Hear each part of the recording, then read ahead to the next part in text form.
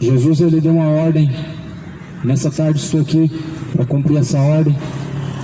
Jesus, ele então diz: ide por todo o mundo, pregai o evangelho a toda criatura, que aquele que crê e for batizado será salvo. Essas são as palavras do nosso Senhor Jesus. E aqueles que não creem serão condenados.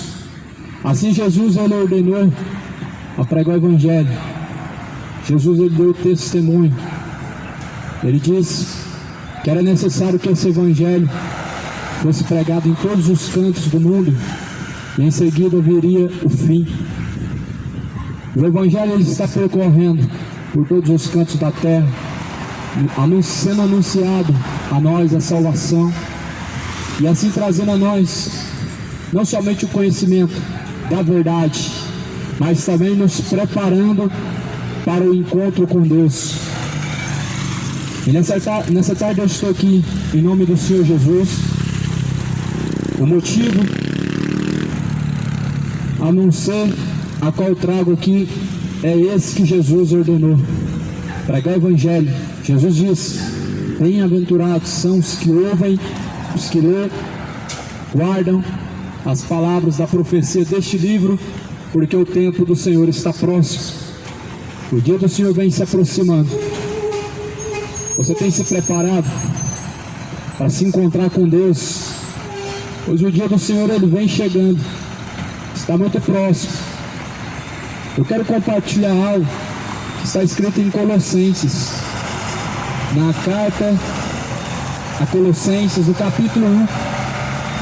O primeiro capítulo de Colossenses está escrito no versículo 3: graças damos a Deus, Pai de nosso Senhor Jesus Cristo, orando sempre por vocês, enquanto ouvimos da fé em Cristo Jesus e do amor que tens para com todos os santos, por causa da esperança que vos está reservada nos céus, da qual já antes ouvistes pela palavra da verdade, do Evangelho, que já chegou a vós, como também está em todo o mundo, já vai frutificando, como também está entre vós, desde o dia em que ouvistes e conhecestes a graça de Deus em verdade, como aprendestes de Epáfras, como também conservo, que para vós é um fiel ministro de Cristo, o qual nos declarou também o vosso amor no Espírito. Por essa razão nós também, desde o dia em que ouvimos, não cessamos de orar por vocês, de pedir que sejais cheios do conhecimento da sua vontade, em toda sabedoria, inteligência espiritual, para que possais andar dignamente diante do Senhor, agradando-lhe em tudo, frutificando em toda boa obra, crescendo no conhecimento de Deus, corroborados em toda fortaleza, segundo a força da sua glória, em toda paciência, longanimidade, com gozo, dando graças ao Pai que nos fez idôneos para participar da herança dos santos na luz. Essa é uma palavra fiel na carta de Colossenses. Como toda a Escritura foi divinamente inspirada por Deus, essa é a palavra da fé que foi anunciada por intermédio de nosso Senhor Jesus Cristo, não somente para a fé de todo ser vivente, mas o principal, para a nossa salvação. Por isso que Jesus, ele disse: bem-aventurados são aqueles que ouvem e guardam as palavras da profecia deste livro, porque o tempo do Senhor está próximo. Assim está escrito que então o Senhor Jesus, dignamente nós devemos nos encontrar diante da presença dele.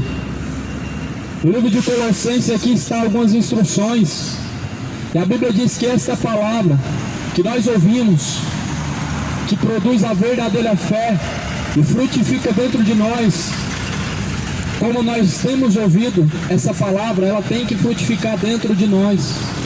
Ou nós temos que ouvido esta palavra, ela tem que fazer dentro de nós efeito. Por isso que em Tiago capítulo 1 diz, no versículo 22, não sejam somente ouvintes, enganando a si mesmos, mas sejam praticantes de toda a palavra de Deus. Para que essa palavra venha frutificar, ela precisa ser ouvida e praticada. Para que essa palavra venha dar os seus frutos dentro de você, ela precisa ser ouvida e precisa ser praticada. Por isso que não adianta, amado, somente dizer que tem uma religião, frequentar missas e cultos, participar de campanhas, mas se você não pratica essa palavra, você não está arraigado, firmado em Cristo. E assim, os vendavais, o pecado, tem devastado, assoprado contra muitas pessoas, tem derrubado, destruído. O pecado tem destruído muitos lares, muitas famílias, muitas pessoas, a juventude, as pessoas mais velhas, que por conta da ignorância, da soberba, do orgulho, nunca estão prontos para ouvir, nunca estão prontos para aprender e agregar ainda mais ao conhecimento da palavra de Deus. Por isso que a palavra do Senhor diz, mais do que felizes são os que ouvem e guardam, mas muitos só guardam a parte que lhe agrada, a parte que é do seu interesse. Muitos não ouvem a palavra da exortação e nem tampouco vão guardar a palavra que te corrige. A palavra da correção é importante. E muitos só buscam a parte que lhe agrada, a parte da bênção, da vitória, do amor de Deus, da misericórdia, da prosperidade. Só que estão se esquecendo que o principal não é a prosperidade, ou melhor, a prosperidade não faz parte do Evangelho. Jesus, ele diz que o Evangelho verdadeiro, o verdadeiro Evangelho, segundo as Escrituras, ele produz no homem arrependimento. O verdadeiro Evangelho, ele produz ao homem caminhos retos, tirando o homem do caminho de perdição, tirando o homem do caminho do engano. Por isso Jesus, ele diz, examinem as Escrituras sagradas, pois são elas que de mim testificam. Quantas vezes você tem examinado as Escrituras sagradas? Quantas pessoas que estão me ouvindo agora têm examinado a Bíblia? Quantas vezes você abriu a sua Bíblia nesse dia de hoje? No decorrer da semana a qual se passou, quantas vezes você abriu a sua Bíblia? No decorrer de todo o mês. Muitas pessoas esperam somente para abrir a Bíblia dentro do culto. Mal abrem a Bíblia nas missas. Só que Jesus diz que nós temos que meditar nela dia e noite. É dia e noite. Tem pessoas que ela não está meditando dia e noite na palavra, porque o pensamento dela está em outro lugar e não na palavra. E o pensamento do homem deve estar em Deus, não nas demais coisas. Porque Jesus falou, aonde tiver o teu coração, lá está o seu tesouro. Percebe que muitas pessoas, o seu coração ou está na família, está no casamento, no dinheiro, naquilo que ele possui, naquilo que ele ainda vai alcançar. Tem pessoas que são tão ansiosas que o seu coração está naquilo que ele ainda vai alcançar, naquilo que ele ainda talvez nem consiga alcançar. Só que Jesus falou, onde tiver o teu coração, também estará o seu tesouro. O seu tesouro, ele está em Deus, ou ele está nas demais coisas. E Jesus falou, busca em primeiro lugar o reino de Deus, a tua justiça, as demais coisas serão acrescentadas. No Evangelho de Mateus, no capítulo 6:33, foi isso que Jesus deixou como recomendação. E assim Jesus, ele diz, busca em primeiro lugar o reino de Deus e a tua justiça, as demais coisas serão acrescentadas. Será que você tem buscado em primeiro lugar o reino de Deus? Será que você em primeiro lugar tem buscado a justiça divina de Deus? Você tem buscado mais a sua vontade ou a vontade de Deus? Porque aonde tiver o teu coração, lá estará o seu tesouro. Se seu coração estiver no Senhor, essas palavras estarão dentro de você. E essas palavras produzirão em você bons frutos. E assim Jesus disse, esses frutos eles vão crescendo no conhecimento de Deus, corroborados em toda a fortaleza. Ou seja, esses frutos que a palavra produz, ou seja, ler a Bíblia não é algo em vão. Ler a Bíblia não é perca de tempo. Ler a Bíblia é algo que vai te fortalecer no entendimento, que vai te tornar aperfeiçoado diante de Deus, para vencer todas as obras do maligno, como fala em Efésios 6. Revestivos de toda a armadura, para que vocês possam permanecer firmes quando vierem os dias maus, porque os dias maus, infelizmente, eles vêm para todos. Os dias bons, eles são passageiros, assim também como os dias maus, eles se passam. Só que Jesus, ele disse que nós devemos nos revestir de toda a armadura, para nós estarmos firmados no Senhor, e quando vier os dias maus, possamos suportar, possamos vencer esses dias maus, e assim arraigados, ou seja, como raízes penetrados em Cristo Jesus. A tua raiz, ela tem que estar penetrada, ela deve estar firmada em Cristo Jesus, a tua raiz, porque o Senhor, Ele é a raiz de Jessé, é a raiz de Davi, e Ele é a raiz daqueles que o buscam.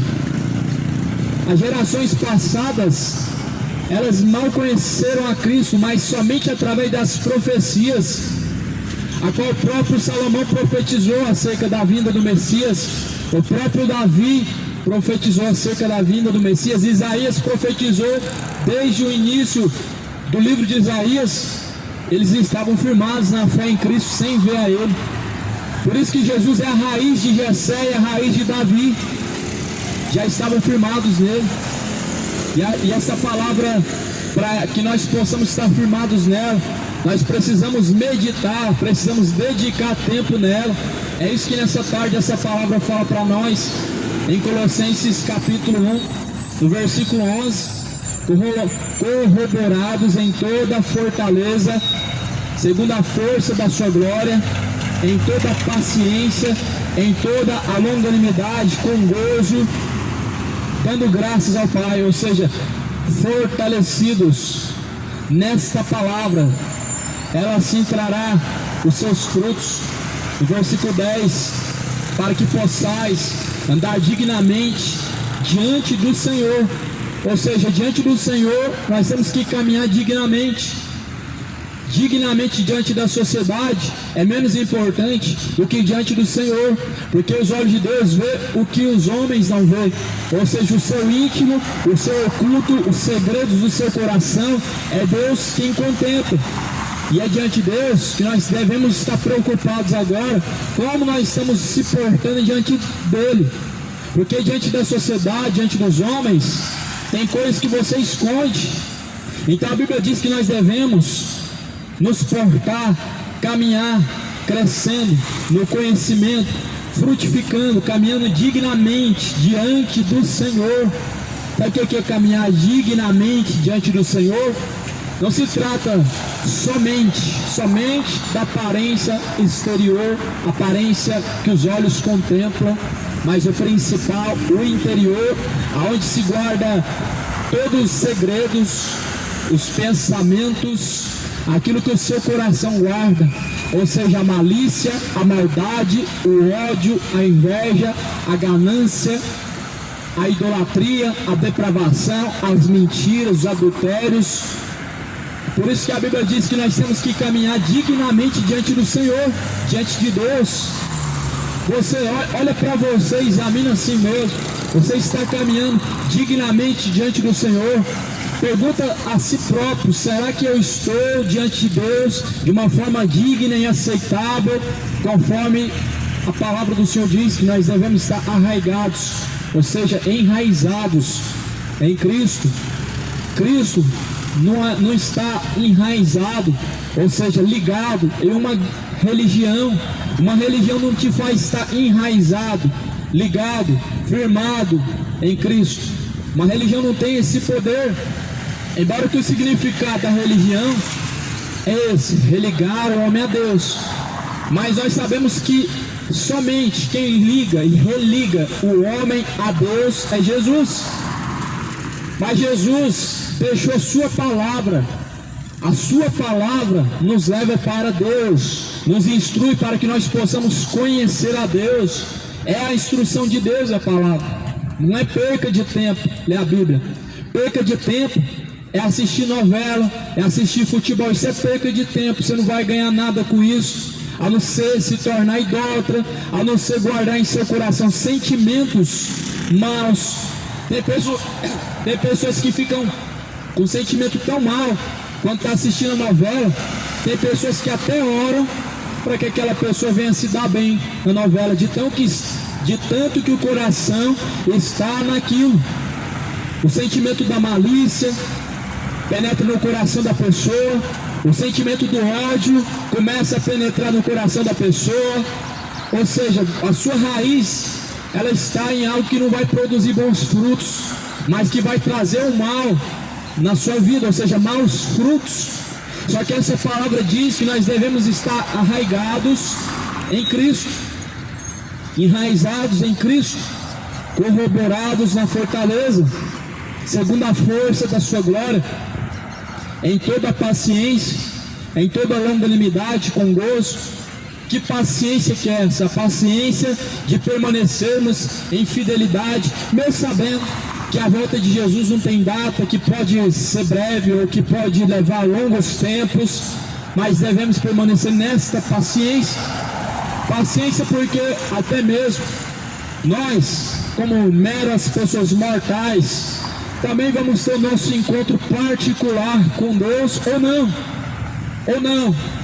O encontro com Deus, se você se preparou para encontrar com Ele, ou não. Se você não se preparou para encontrar com Deus, não haverá esse encontro na eternidade se você não se preparou para encontrar com Ele.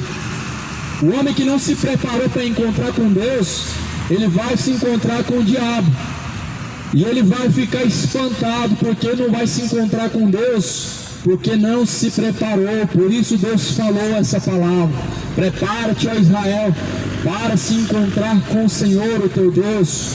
Deus alertou a Israel: você tem essa palavra, nós temos essa palavra, nós somos alertados para nos preparar para encontrar com Deus.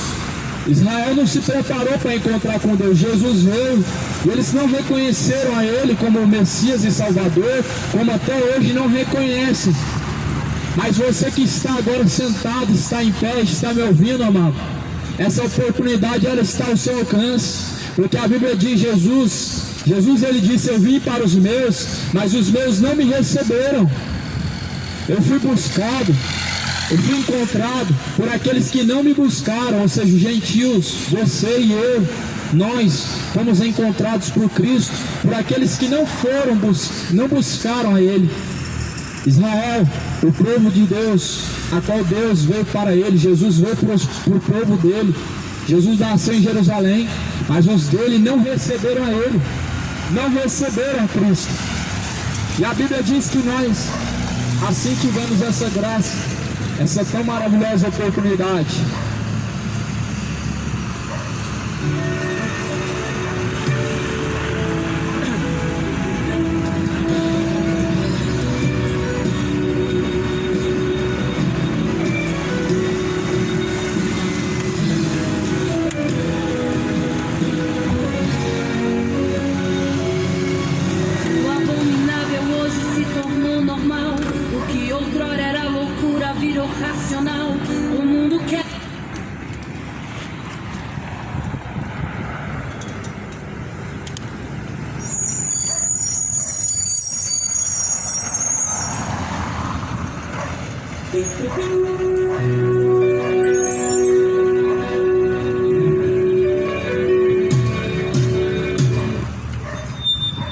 Por isso essa mesma palavra diz: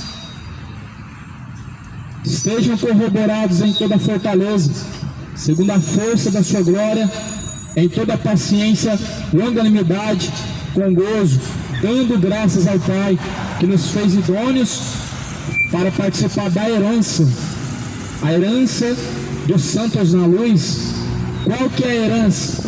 A herança que o Filho nos deixou, a herança que Jesus nos deixou, o reino de Deus, a nova Jerusalém, uma cidade com ruas de ouro, uma cidade adornada com pedras preciosas.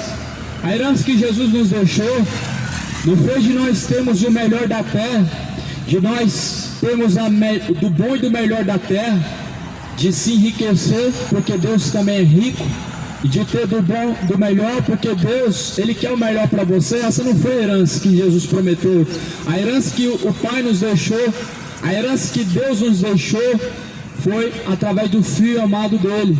A riqueza que Jesus falou, Ele fala em Mateus 6.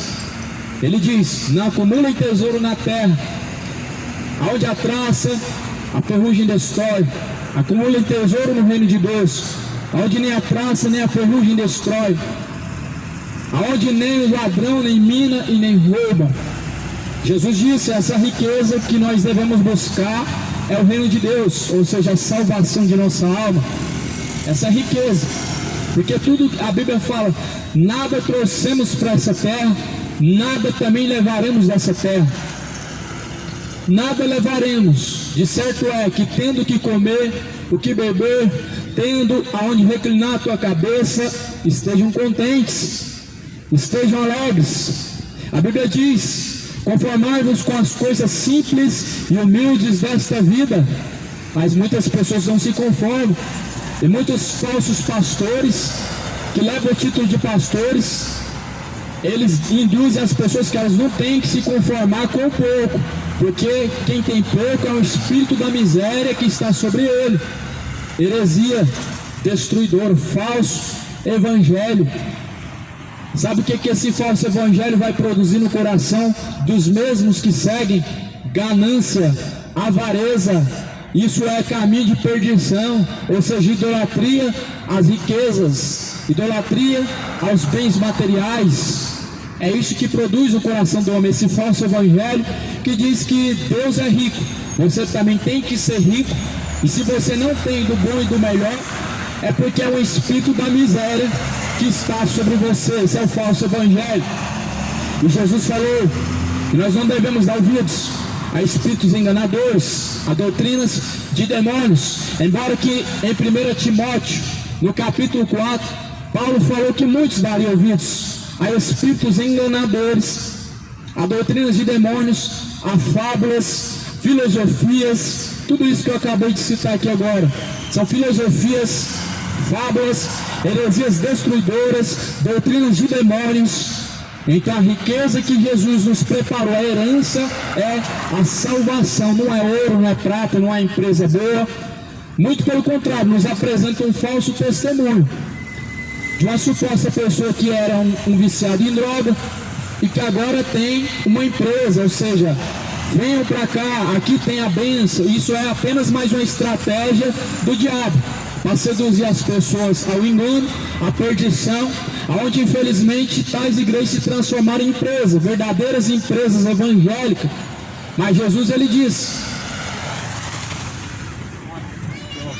bem-aventurados são os que ouvem, os que guardam essas palavras.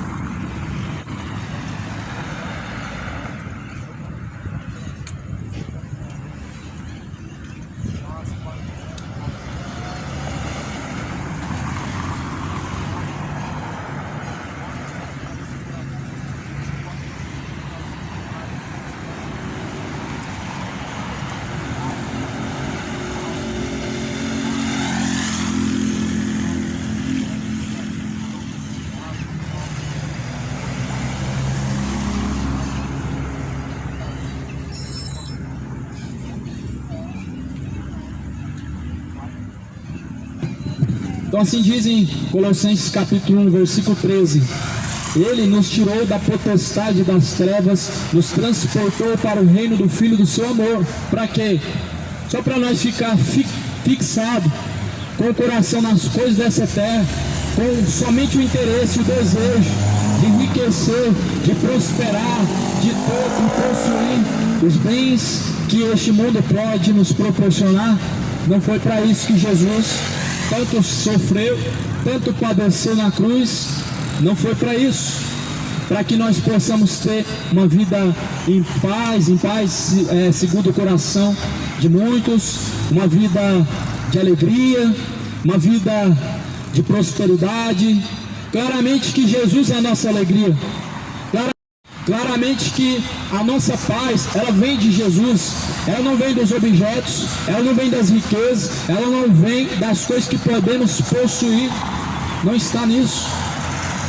Jesus, ele disse assim: todas as coisas, todo o poder, tanto no céu como na terra, foi dado a mim.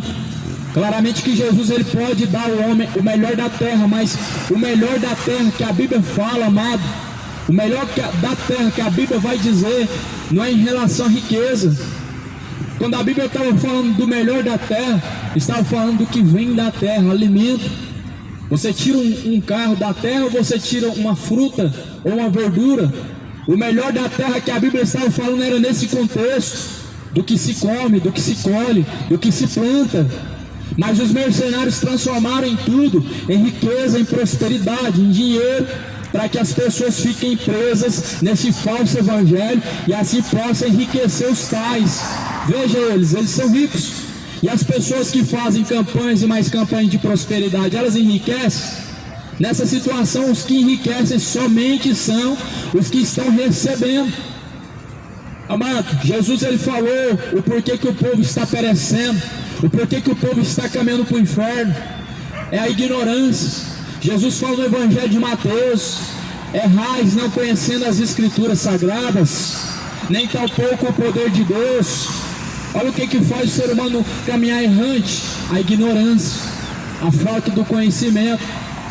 A falta do conhecimento é a ignorância, porque todos nós temos a escolha, fazemos a escolha e buscamos.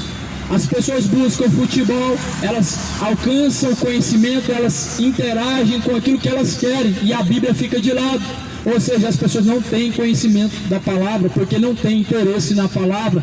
Mas quando se fala das demais coisas, há um vasto conhecimento, há um vasto e grande conhecimento. Pessoas que, se for falar de novela, falam o dia inteiro; se for falar de futebol, o dia inteiro; se for falar de música, se for falar de dinheiro, tem assunto à vontade. Falou de Bíblia, são analfabetos bíblicos. Por quê? É porque não tem Bíblia, ou é porque não quer ler a Bíblia? Jesus, ele disse: examine as Escrituras Sagradas, porque elas que de mim testificam, são nelas que vocês encontram a vida. Sabemos que Paulo, ele também diz: eu temo que após a minha partida venham entre vocês enganadores, lobos devoradores, que não pouparão o rebanho. Eles vieram, devastaram o povo que crê em Deus, e eles não poupam o rebanho de Cristo, mas destroem, arrancando as suas ovelhas, ou melhor dizendo, a lã das suas ovelhas, arrancando também até a gordura e saboreando de tudo que elas possuem. Só que Jesus, ele diz: virá falsos profetas. No Evangelho de Mateus 24, Jesus falou: acautelados dos falsos profetas, eles vêm até a vós. Jesus falou no Evangelho de João capítulo 10, eles vêm até a vós, vestidos em peles de cordeiro, mas dentro eles são lobos devoradores.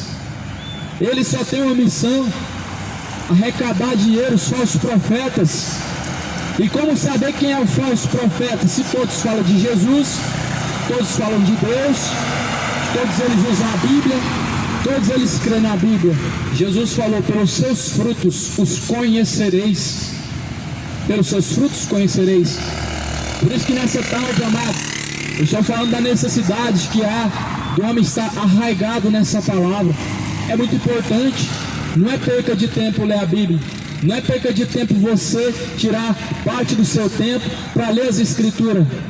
Ah, mas eu não vou entender. Mas Jesus falou: o Espírito Santo de Deus, ele vos fará lembrar de todas essas coisas, Ele vos ensinará. É Ele quem te ensina. Se você precisa de um professor para aprender a Bíblia, não recorra a uma escola de teologia, porque o conhecimento do homem é raso. Recorra ao Espírito Santo, que o conhecimento dele é profundo, é largo, é um vasto oceano, que o homem pode explorar à vontade, ele nunca vai chegar aos seus limites. Aprende diretamente da fonte, que é o Espírito Santo que ensina o homem. O conhecimento do homem é raso, igual uma sopa rala, aquela sopa rasa, que não sustenta, que não alimenta. Assim é o conhecimento que o homem, ele passa adiante. Mas o conhecimento que vem do alto, que vem da parte de Deus, ele é um conhecimento profundo, conhecimento largo, como um vasto oceano que você pode explorar a sua vida inteira e ainda assim não vai conseguir chegar aos limites.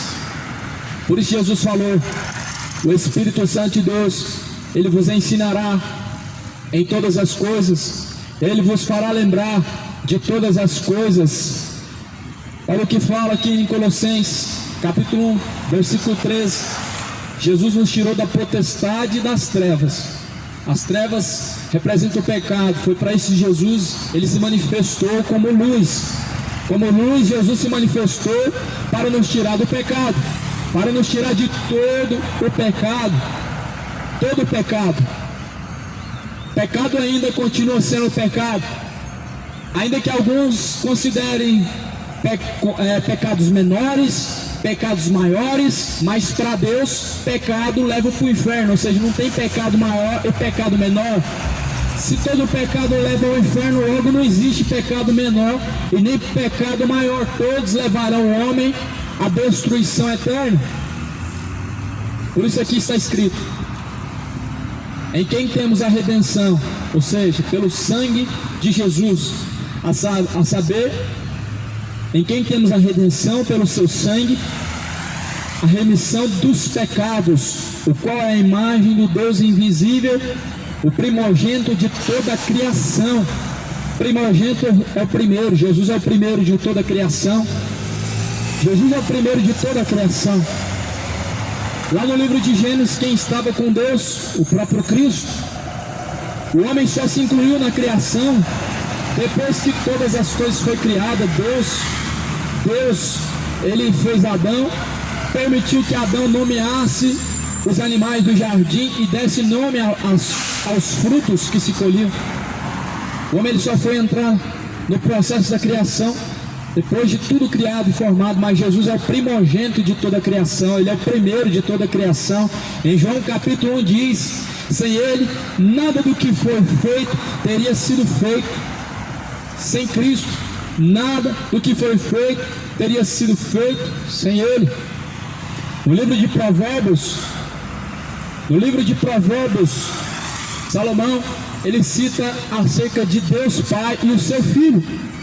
Mas como Salomão falou de Jesus, se Jesus ainda estava distante de pisar nessa terra, Salomão, ele provavelmente Deus se manifestou juntamente de Cristo.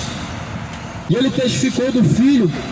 Essa palavra fala de Jesus desde o princípio, a qual muitos têm se feito inimigos dele, a qual muitos não têm crido nele.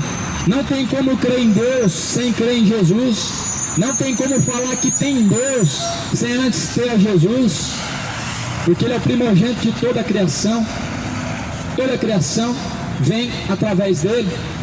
Olha o versículo 16: porque nele foram criadas todas as coisas que há nos céus e na terra, visíveis e invisíveis, sejam tronos, sejam dominações, sejam principados, sejam potestades, sejam dominações, seja tudo, foi criado por ele e para ele, e ele é antes de todas as coisas subsistem por ele. Então o islamismo é uma falsa fé que quer falar de Deus sem crer no Filho de Deus, que é Jesus. O islamismo é uma falsa fé a qual nega a Cristo Jesus. As testemunhas de Jeová é uma falsa fé que nega o Filho de Deus. Colocam Jesus como o filho da Maria, a criação de Maria, Mas a Bíblia diz que Ele é o princípio de todas as criações, ou seja, só Deus pode criar. Se Jesus criou, Ele é Deus. Ele não é o filho de Maria, Ele não é o filho de José, Ele não é o filho de um carpinteiro. Ele é o filho do Deus vivo. Ele é a imagem do Deus vivo, que nos apresentou, nos trouxe o conhecimento de quem é Deus. Porque nele foram criadas todas as coisas, ou seja, as coisas que há nos céus, as coisas que há na terra, sejam tronos, sejam coisas visíveis, sejam coisas invisíveis, ou seja, o mundo espiritual é invisível. Eu sei que há pessoas que não creem no mundo espiritual, que o diabo existe, há demônios sobrevoando nas regiões celestiais ao nosso derredor, tem pessoas que não creem. Mas a Bíblia diz que Ele criou todas as coisas visíveis, a que você contempla agora, e as coisas invisíveis, espirituais. Ele criou tudo. E a Bíblia fala assim, porque tudo foi criado por Ele, para Ele, e tudo foi feito por Ele. Colossenses capítulo 1, versículo de número 16. Tudo foi feito por Ele. Então, Jesus não é um Deus menor. Não creia nessa mentira que as testemunhas de Jeová, os falsos testemunhos de Jeová, pregam na porta da tua casa no dia de sábado, quando bate no seu portão. Aí Ele é um Deus menor. E você abre aquela Bíblia que eles levam consigo, ela está lá escrito no livro de João capítulo 1, Jesus como Deus com letra minúscula. Com letra minúscula eles falam de Jesus como Deus menor. Eu abro a minha Bíblia está escrito no livro de João capítulo 1, que Ele é o próprio Deus com letra maiúscula.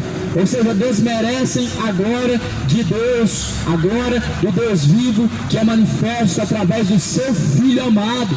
O próprio Deus testificou de Jesus. Ele disse: este é meu Filho amado, em quem me comprazo. Por isso, amado, a Bíblia fala que todo aquele que nega o Filho não tem o Pai. Quem nega o Filho, esse é anticristo, é um anticristo. Muitos anticristos estão na face da terra. Embora que a Bíblia fale que o anticristo, ou seja, o diabo encarnado no homem, virá na terra, mas o espírito dele está em muitas pessoas. Todo que nega a Cristo é um anticristo, ou seja, contra Cristo.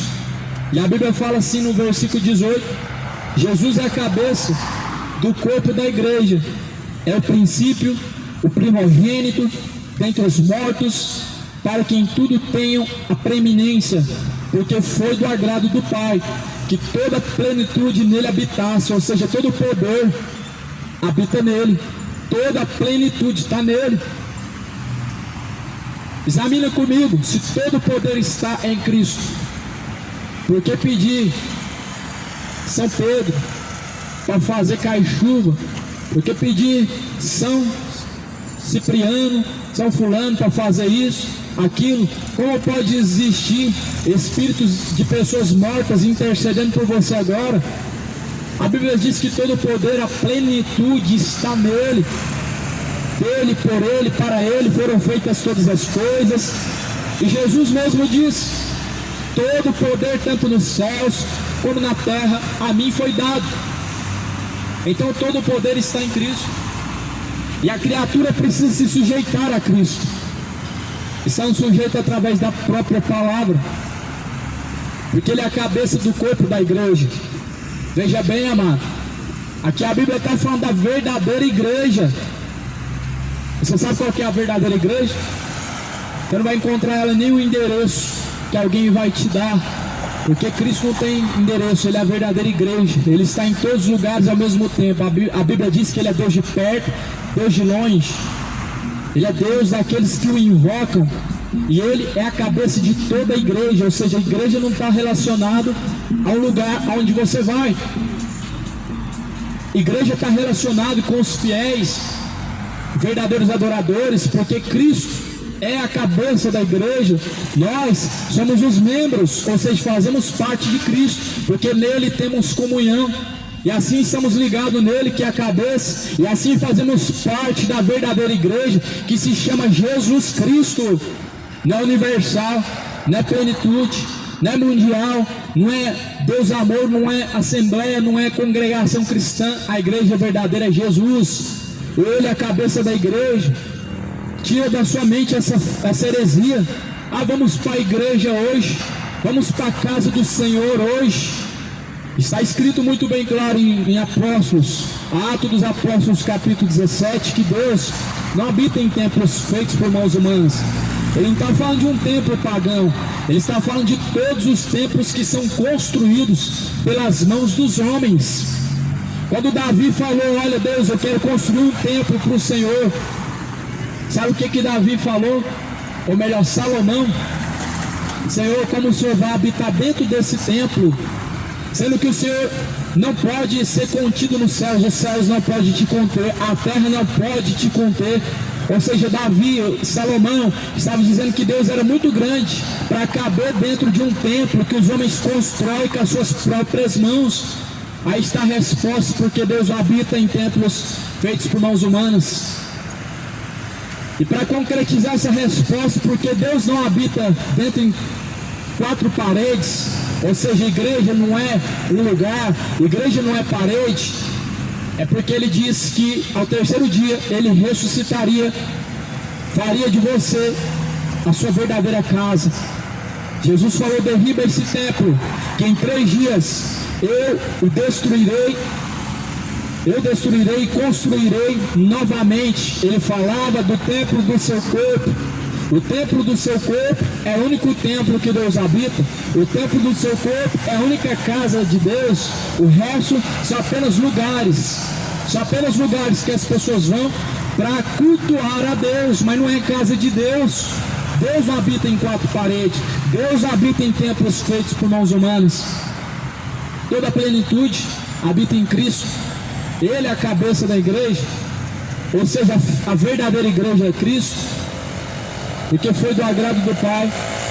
Colossenses capítulo 19, porque foi do agrado do Pai que toda a plenitude nele habitasse, e que havendo por ele feito a paz pelo sangue da sua cruz, por meio dele reconciliasse consigo mesmo todas as coisas, tanto as que estão na terra como as que estão nos céus, tudo através dele. Aqui você não encontra agora a veneração para os santos. Aqui na Bíblia você encontra tudo nele, por ele, para ele, somente ele. Não é Jesus e os santos intercessores, não é Jesus e sua mãe, a Maria. A Bíblia não fala de Maria como intercessora. A Bíblia não fala de Maria como rainha nos céus. A Bíblia não cita Maria como mãe. A Bíblia cita Maria como uma serva. Como servo, nós servimos a Deus. Como servo, nós nos colocamos em prontidão a Deus. Como servos, nós apenas cumprimos aquilo que Deus manda. Maria cumpriu a ordem que Deus deixou. Ela morreu, e Jesus falou: ninguém subiu ao céu, senão aquele que desceu do céu, que é o Filho de Deus. Ou seja, não tem nenhum santo intercedendo no céu agora por você, porque Jesus é o Filho de Deus, é o único que subiu ao céu. Toda a plenitude de Deus habita nele, dele, por ele, para ele são todas as coisas. Nele está toda potestade, toda majestade, todo principado, tudo. A intercessão, a mediação, a cura, milagre, tudo está nele. Deus não precisa de um morto para fazer alguma coisa por ele. Mas muitas pessoas têm negado a eficácia do Evangelho, crendo nesse falso Evangelho que nos é vendido hoje. É vendido, não é de graça. Por que é vendido esse falso Evangelho? Porque as pessoas pagam para ouvir mentira. As pessoas estão pagando muito caro para ir para o inferno, e vai custar muito caro. Heresias destruidoras, elas são uma perdição, é um preço muito caro que vai te levar para o inferno. Como que as pessoas estão pagando para ouvir mentira? estão pagando pregadores para pregar prosperidade, dando cachê para eles, estão enriquecendo o catolicismo romano com suas ofertas, com seu dinheiro, para ouvir acerca de um falso evangelho que não traz arrependimento, que não traz conversão, que não traz o renovo sobre o homem, mas a velha criatura continua sempre a mesma velha criatura. O mesmo mentiroso continua sempre sendo o mesmo mentiroso, sempre sendo conhecido como um cachaceiro, porque esse Jesus morto, que está pendurado num crucifixo, que nunca sai de lá, ele nunca vai fazer nada por você. Porque o verdadeiro Jesus saiu da cruz, ele habita nos céus, ele ressuscitou dentre os mortos, e ele habita dentro dos verdadeiros também, os verdadeiros que o adoram em espírito e em verdade. É em espírito e em verdade que se adora a Cristo. Uma imagem de escultura não nos leva à adoração a Deus, a não ser a própria idolatria. E a idolatria cresce com muita força, mas o povo precisa se arrepender e buscar o único verdadeiro Deus. Olha o que fala em Colossenses capítulo 1, versículo de número 20. E que havendo feito a paz pelo sangue da sua cruz, por meio dele reconciliar-se consigo mesmo todas as coisas, tanto as que estão no céu como na terra, a vós também no outro tempo, que eram estranhos e inimigos do entendimento, pelas vossas obras más, agora contudo vos reconciliou. Ou seja, a Bíblia diz que nós somos inimigos de Cristo, enquanto nossas obras permanecem sendo más diante de Deus. Enquanto as obras são ruins, são más, nós estamos irreconciliáveis com Deus, distante, caminhando distante de Deus. Muitos estão, mas embora que com a boca honra a Deus, dizendo que Deus está no seu coração e que ama a Deus, mas na verdade não se sujeitando a Deus, mas se sujeitando ao pecado. A Bíblia fala que em outro tempo nós éramos estranhos, ou seja, não éramos conhecidos por Deus. Se nós não somos conhecidos por Deus, nós somos vistos como estranhos por Ele. Por isso que Jesus fala da necessidade de se buscar a Deus, de se conhecer a Deus. Em Romanos, no capítulo 1, a Bíblia diz: tendo conhecido a Deus, não honraram a Ele como Deus, mas em seus discursos se desvaneceram, desonraram a Deus. E muitas pessoas não querem conhecer a Deus. Sabe o que a Bíblia vai falar daqueles que não querem conhecer a Deus? Fala no capítulo 1 de Romanos: como eles não quiseram e não se importaram de ter conhecimento de Deus, assim Deus os entregou aos seus sentimentos maus, aos seus sentimentos malignos e perversos. Olha o que Deus faz quando a pessoa não quer saber de ter conhecimento dele, ele abandona. E aí o que acontece? Que os sentimentos maus, ou seja, o sentimento do coração do homem que é maligno, vai conduzir ele à perdição. Você percebe o porquê que o homicídio cresce, que a taxa de mortalidade cresce? Por que a depravação cresce? Porque o homem se entrega a ser guiado por um sentimento maligno, ao invés de se entregar para ser guiado por Deus. Por isso que a Bíblia diz: na terra não há conhecimento de Deus. E o que acontece quando na terra não tem conhecimento de Deus? Prevalece o matar, prevalece o roubar, prevalece o perjurar, o mentir, o adulterar. Há inimizades, há feitiçarias, mortes em cima de mortes, adultérios em cima de adultérios. Cresce a cada dia mais o número de efeminados, de gays, lésbicas. Um sentimento maligno, uma depravação, a qual vem aumentando com o decorrer dos tempos. Isso cresce, sabe por quê? Não buscaram o conhecimento de Deus, não se sujeitaram ao Deus poderoso. Eu garanto que tem muitas pessoas que não questionam leis, mas cumprem elas, temendo que elas trarão sobre você danos. Mesmo você não concordando com tais leis, você vai cumprir elas. Por que os homossexuais, lésbicas, questionam a lei de Deus? Por que as pessoas que querem viver em seus pecados questionam as leis de Deus? Sendo que as leis do mundo, do Brasil, elas estão aí. As pessoas mesmo questionando, cumprem elas, temendo receber a recompensa que vem pelo seu erro. Mas não é porque as pessoas acham que Deus é um coitado.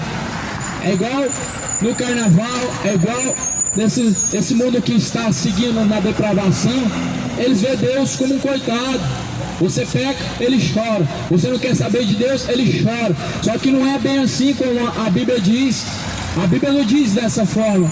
A Bíblia diz que aquele que buscar o mal, a Bíblia fala que aquele que plantar o mal vai colher. Aquele que semear na carne ceifará. As tuas escolhas, elas trarão a você frutos a se colher. Aquele que semear na carne ceifará.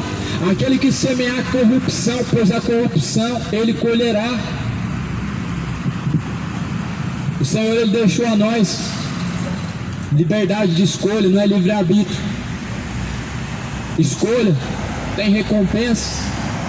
As escolhas, elas têm no final algo a se receber. Por isso escolha bem, pois sabendo que diante do homem tem duas escolhas, duas alternativas apenas, dois caminhos. Um é Jesus, é o único caminho que vai te levar a Deus. O outro é o teu coração. O teu coração é o teu melhor guia para te levar para o inferno, para a condenação eterna. Mas Jesus, ele é o único caminho a qual te leva ao Pai. E Jesus falou: ninguém vem ao Pai a não ser por mim. Então você escolhe o teu coração, que é o seu melhor guia para te levar para o inferno, ou a Jesus, que é o caminho verdadeiro que nos leva ao Pai. Jesus falou: ninguém vem ao Pai a não ser por mim. Ninguém chega a Deus senão através de Cristo Jesus. Não questione a Deus. Faça da mesma forma que você se sujeita aos homens, se sujeita a Deus. Por que você se sujeita às autoridades? Porque as leis trarão sobre você consequências. Por que você se sujeita ao teu pai, que te criou, que te alimentou, que te educou? Porque você sabe que vai vir as consequências. Então também se sujeite a Deus, porque as consequências elas virão para todas as escolhas que o homem fizer debaixo desses céus e sobre essa terra. A Bíblia fala assim: no corpo da sua carne, pela morte, para perante ele nos apresentar santos, irrepreensíveis e inculpáveis, se na verdade permanecerdes fundados e firmes na fé, e não vos moverdes da esperança do Evangelho que tendes ouvido, o qual foi pregado a toda criatura que há debaixo do céu, do qual eu, Paulo, estou feito ministro. Então a Bíblia diz que nós devemos permanecer firmados e fundados em Cristo Jesus, caminhando, mortificando o pecado do nosso corpo mortal, para que em toda obra nós estejamos apresentados diante de Deus irrepreensíveis, sem culpa, sem a mancha do pecado, para toda a boa obra. E assim a Bíblia diz que nós devemos caminhar irrepreensíveis diante dele, permanecendo fundados na firme fé da palavra. Olha aí a fé verdadeira que deve ser respeitada. Eis aqui, amado, a única fé que é verdadeira. O que é falso não salva. O verdadeiro está aqui, o Evangelho, a verdadeira fé que deve ser respeitada. Verdadeira fé que se chama a palavra de Deus. Religião não é fé verdadeira, religião é uma suposta fé, ou seja, uma falsa fé. Mas o Evangelho é o poder de Deus para a salvação daquele que crê. E se na verdade permanecerdes fundados nele, e não vos moverdes da esperança que há também neste Evangelho, a qual vocês têm ouvido, a qual foi pregado a toda criatura, já debaixo do céu, estejam sujeitos a Cristo, pois Ele vem. Vai haver um grande dia em que Ele virá nas nuvens no céu. A Bíblia diz que todo olho verá, mas vai haver um encontro pessoal, em que cada um terá que prestar conta diante de Deus. Cada um terá que prestar conta diante de Deus pelas suas obras. A Bíblia diz A Bíblia vai falar em Hebreus 9:27, ao homem está ordenado morrer uma única vez, somente uma vez, vindo após a morte o juízo. Juízo vem, julgamento, e a recompensa virá depois desse julgamento. Esse julgamento vem quando? Após a morte. Não o juízo final que vem após a morte. No juízo final, os mortos vão ressuscitar para estar diante de Deus. No juízo final, os que estão vivos, depois dos que estão mortos, serão julgados.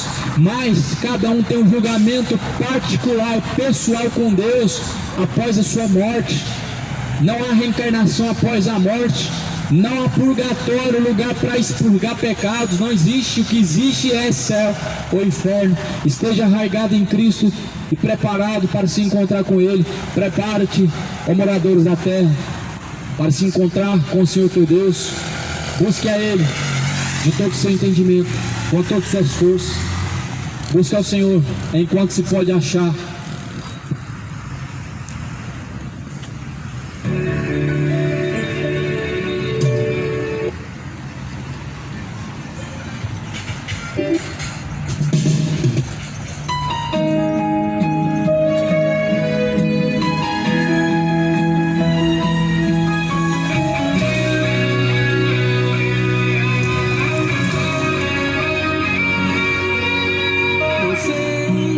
Quanto tempo tens aqui, mas é bom tu refletir. Pode ser a última hora. Vejo a palavra se cumprir. Em breve a igreja irá subir. E você como estará? Ele vem com poder e autoridade. Ele vem em plena santidade.